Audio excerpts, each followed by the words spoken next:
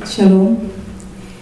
Saudara, saya yakin pasti sebagian udah tahu ya apa yang mujizat yang terjadi di dalam hidup saya.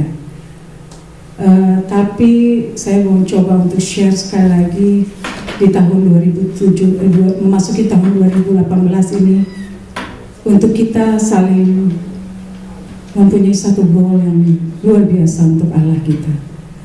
Cerita ini yaitu terjadi waktu saya di tahun 2011. Waktu itu saya ini kan orangnya senang diet ya, tapi dietnya itu nggak beraturan. Jadi kadang-kadang nggak makan, hanya minum kopi aja, terus makan roti sedikit gitu ya, tanpa saya tuh harus makan yang benar gitu. Dan saya waktu itu saya ingat banget sibuk-sibuk kan di acara gereja. Nah biasanya tuh kan kalau kita sibuk sekali baru berasanya kan setelah selesai gitu ya. Nah waktu Januari itu saya memang sakit tuh selama itu, badan saya lemah, tapi saya tetap berpaksa untuk puasa gitu, maksudnya diet.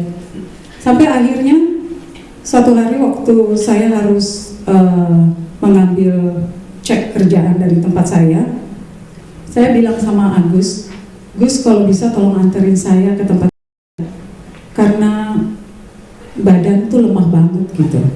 Kalau saya misalnya harus berangkat dengan naik train, kayaknya saya nggak mampu gitu. Jadi saya coba naik, diantar sama Agus. Terus saya diturunin di 47 Street, tempat kerja saya kan di 46 Street ya.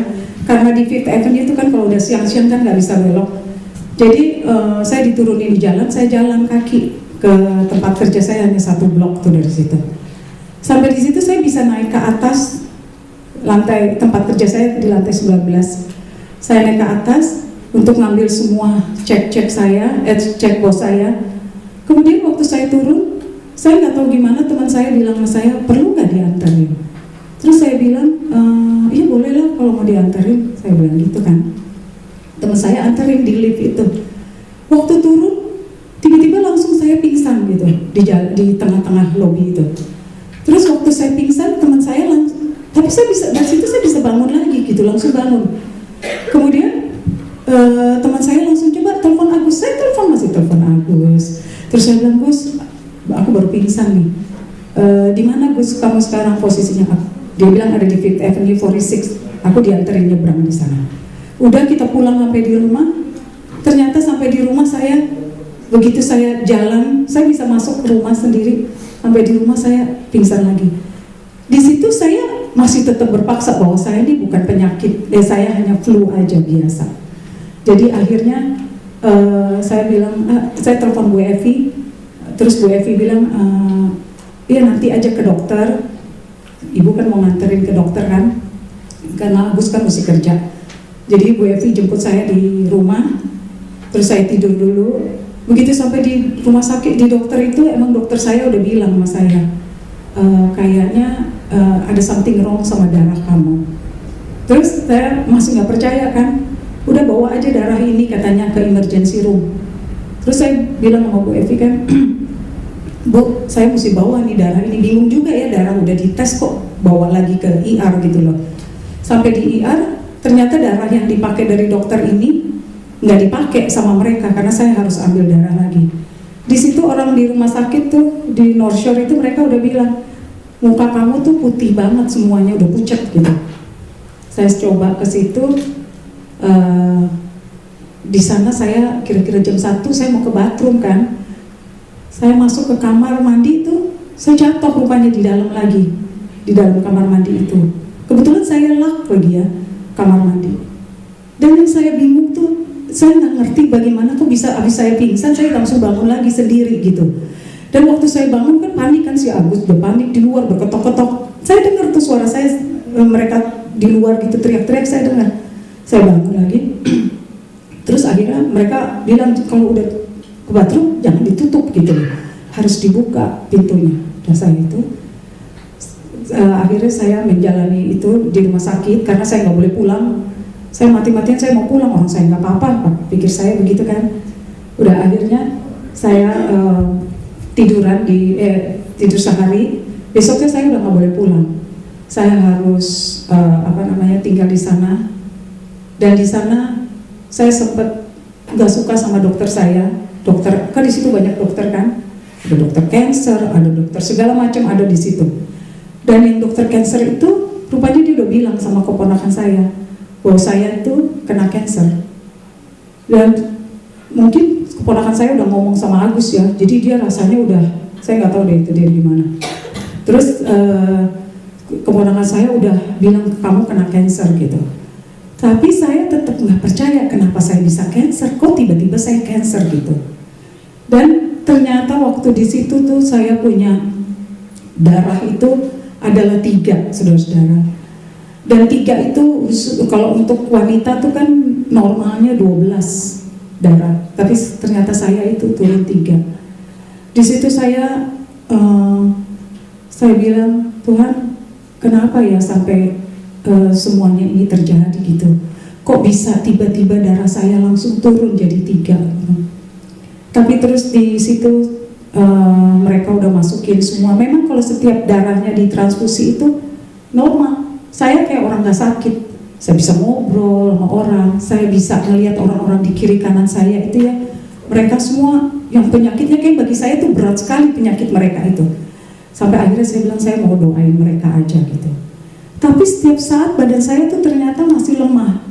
Masih belum bisa kuat gitu. Terus saya bilang, 4 hari saya ada di IR itu. Akhirnya setelah saya sudah darahnya udah mulai naik, saya dipindahkan ke kamar yang biasa gitu ya. Sampai di kamar situ saya bilang sama dokter, sampai kapan saya bisa pulang? Kayaknya saya udah sehat nih, saya udah bisa jalan. Memang kayaknya badan kita sehat ya, tetapi ternyata tuh di dalam tubuh saya ini belum sempurna gitu. Darah saya nggak naik-naik, darah saya itu tetap aja segitu. Turun terus, tiap hari turun. Sampai akhirnya dokter bilang, saya nggak akan pulangkan kamu kalau darah kamu belum normal 10, katanya gitu. Akhirnya saya berpaksa, saya doa gitu sama Tuhan. Saya minta Tuhan tolong naikkan darah saya gitu ya. Sampai akhirnya hari ke-8 itu darah saya udah normal 10, saya dibolehkan pulang. Tapi di situ dokter bilang bahwa kamu harus jalani kemo karena kamu kena cancer kata gitu. Waktu itu ya saya, saudara-saudara ya, bagi orang-orang mungkin kemo itu kan takut banget gitu ya ngeliat ya. Tapi saya terus terang saya nggak ngerasain bahwa kemo itu sesuatu penyakit yang sangat berat. Jadi saya menganggap bahwa itu penyakit yang kayak biasa aja gitu. Dan saya mengucap syukur sama Tuhan karena Tuhan itu begitu baik ya. Dan saya percaya bahwa waktu saya kena penyakit kemo itu, saya itu benar-benar Tuhan tuh mau jadikan saya berkat bagi orang-orang yang ada di sekitar saya. Jadi waktu saya hari ke-10 itu dan dokter vonis saya harus di kemo, saya pergi kemo, saya dipasang portnya. Waktu saya pulang itu, saya pikir bahwa darah saya itu stabil dengan 10 terus. Ternyata waktu saya sampai di rumah, darah saya tuh turun lagi sampai 5,4. Dan itu yang namanya kuping itu kayak digebukin gitu ya sebelah kanan. Saya sampai nggak tahu ini kupingnya mau diapa. Saya telepon Bu Evi, saya ingat banget karena Bu Evi kan waktu itu lagi vacation tuh. Terus aku bilang gini, Bu kenapa ya kupingnya ini? Terus aku bilang, udahlah aku tunggu ibu aja deh sampai ibu pulang vacation baru aku pergi ke dokter gitu. Tapi itu luar biasa ya, saya bisa nahanin itu padahal Bu Evi baru mulai vacation tuh ya. Jadi aku baru harus nunggu sekitar 2 hari lagi.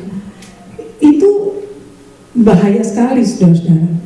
Tapi aku lihat bagaimana tuntunan Tuhan ya dalam kehidupan saya ya. Sehingga apa yang saya jalani itu Tuhan tuh benar-benar kasih kekuatan gitu loh. Teman-teman saya datang semua ya untuk berdoa di rumah. Mereka nyanyi, doa gitu. Dan saya senang sekali gitu loh karena mereka benar-benar perhatikan saya gitu ya selama itu. Dan akhirnya setelah saya pergi ke dokter, saya merasakan bahwa saya jatuh lagi karena memang darahnya itu ternyata turun lagi gitu. Nah begitu 2 kali saya mengalami turun darah, nggak pernah naik tuh darah.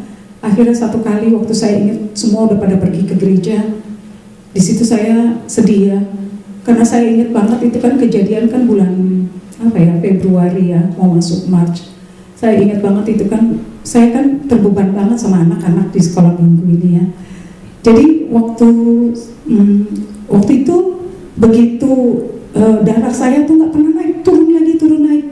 Akhirnya saya bilang, Tuhan, saya ingin punya pelayanan dengan anak-anak. Ini udah mau dekat Christmas dan saya ingin anak-anak ini bisa ada satu acara. Saudara-saudara, emang kalau kita minta untuk pekerjaan Tuhan, itu Tuhan siapin loh semuanya. Saudara-saudara bayangin, saya itu darahnya yang biasanya turun, udah gak turun-turun lagi. Darahnya itu stabil terus, bisa di angka 8. Sehingga saya akhirnya bisa menjalani kemo itu seperti biasa gitu loh, dengan normal. 6 bulan gitu saya menjalani kemo. Dan saya lihat ya bagaimana itu kalau kita memang ingin sesuatu buat untuk Tuhan ya, segala sesuatunya itu Tuhan siapin. Terus akhirnya saya menjalani kemo ya selama 6 bulan. Jadi 2 minggu itu saya stop, 1 minggu straight saya jalani kemo. Dan selama itu karena saya harus kerja kan, karena bos saya minta kan supaya saya bisa kerja gitu, saya kerja. Dan saudara-saudara, kalau saudara-saudara lihat kan, kalau kita ngalami kemo itu kan perutnya sakit, mau muntah, mau semuanya tuh terjadi ya reaksi ya. Tapi karena saat waktu saya kemo itu saya benar-benar nggak ngerasain apa-apa. Karena yang saya naikkan tuh hanya pujian aja sama Tuhan. Saya nyanyi terus, saya nyembah terus, saya doa terus. Jadi yang namanya mual, saya nggak tahu ya, kayaknya saya nggak ngerasain tuh mual-mual di perut saya. Dan saya nggak ngerasain tuh yang namanya badan-badan sakit atau apapun juga gitu.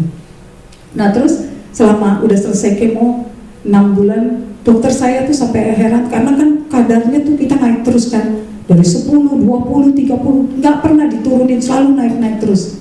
Yang terakhir sekali kemo itu benar-benar yang puncak-puncaknya kemo ya, itu seluruh sariawan saya tuh benar-benar mulut itu sampai makan aja nggak bisa, minum aja air putih nggak bisa. Sampai saya ngomong sama Agus, tapi aku pikir-pikir kalau ngomong sama Agus percuma ya. Nanti akhirnya juga bilang ya udah jalanin aja, iya kan? Karena dia kan nggak ngerasain apa yang sakit di tubuh kita.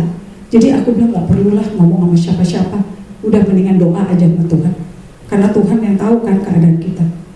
Dan benar waktu saat itu saya nggak makan, nggak minum, nggak bisa ngapa-ngapain, hanya tidur aja. Benar-benar hanya minta sama Tuhan.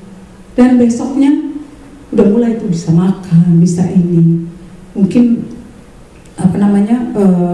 udah mulai pecah ya dia punya sariawan di dalam mulut itu.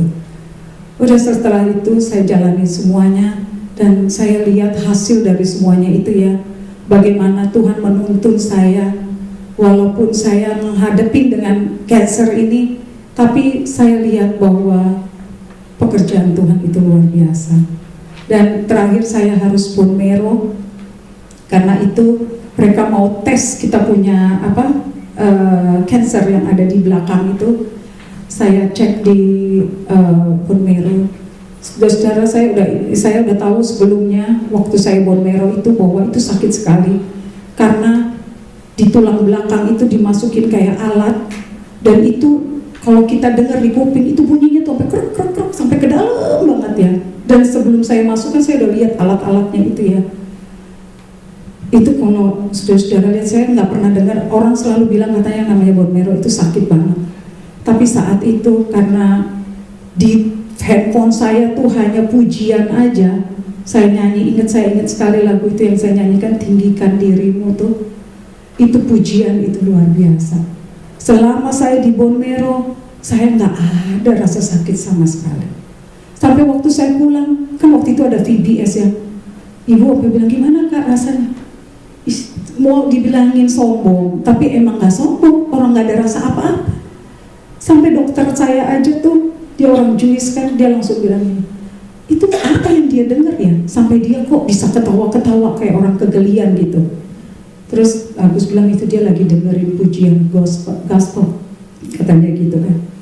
Dan akhirnya saya lihat di situ bahwa pekerjaan Tuhan itu luar biasa. Waktu kita benar-benar mengandalkan Tuhan, meninggikan nama Tuhan, maka segala sesuatunya itu indah. Dan saya ingat waktu saya di cancer itu, memang karena kita ada di dalam lingkungan gereja ya saudara-saudara, orang-orang di sekitar kita itu begitu banyak yang membantu. Saya ingat teman-teman ada yang berdoa, saya ingat Bu Ivon yang setiap hari bawain makanan saya. Kalau nggak ada yang siapin makanan untuk saya, siapa yang mau masak? Untuk pribadi sendiri mau berdiri aja susah, nggak bisa. Tapi kan saya lihat kan bagaimana orang-orang menolong saya di sekitar. Dan Bu Evi juga yang membantu saya selama saya sakit. Nah itu, saudara-saudara, maka itu saya selalu bilang bahwa melayani Tuhan itu luar biasa.